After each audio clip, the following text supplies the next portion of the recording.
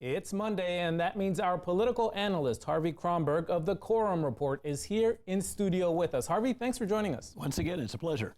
So, recent polling shows Jasmine Crockett with overwhelming support from likely black voters, but over the weekend, some comments have resurfaced about comments she made about Latino Trump voters having a slave mentality. That's a quote.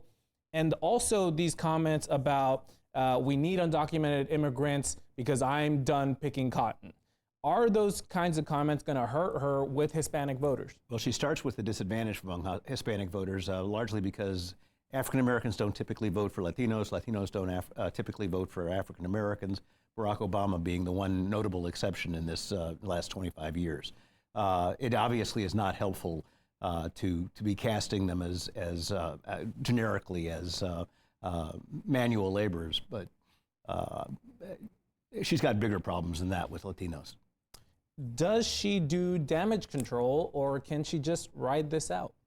I don't think she can ride it out. Again, I mean, she may be able to win the primary without Latino vote, but she's not going to be competitive in any shape, form, or fashion without them in the general election.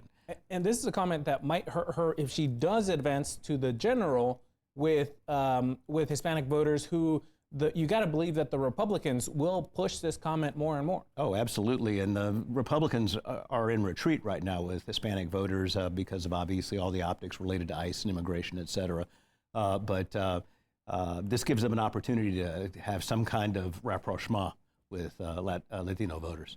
Now, in the same way that she has potentially a struggle with Hispanic voters, Tallarico has a struggle with black voters. He's not very well known. That's according to the TSU poll that we saw last week. I think only about 8% are likely to vote for him. How does he make up ground there with the backbone of the Democratic primary? Well, first, he obviously needs to be on TV pretty quickly. I don't know what's happened to his fundraising or whether it's still going strong or not, but he has to introduce himself. The good news is that so few people know him, they don't have a first impression to overcome.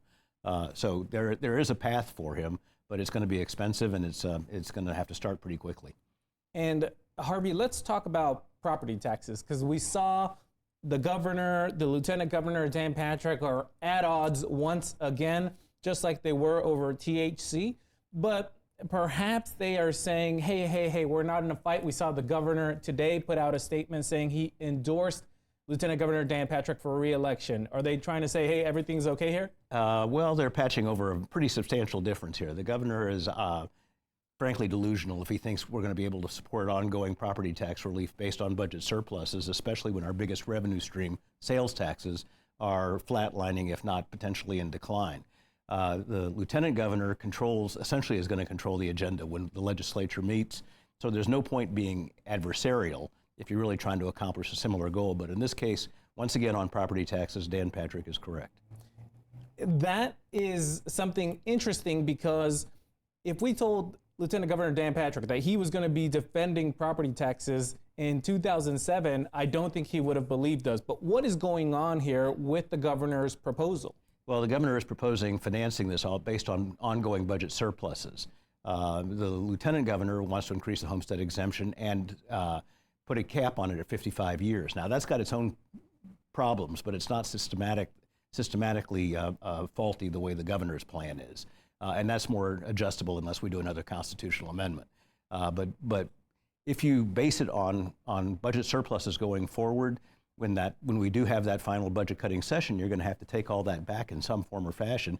And we've made so many commitments now, including the first $51 billion in the next budget being property tax relief, that we don't have very much flexibility. We have very little discretionary income to play with. So, does it seem to you, Harvey, that lawmakers have just gotten so used to us having such a good economy here in Texas, and perhaps are getting us into a potential situation when we don't have that surplus and there may have to be cuts? They think it's an entitlement. And frankly, there's 6 senators currently in the Senate that were here in the last budget cutting session in 2011.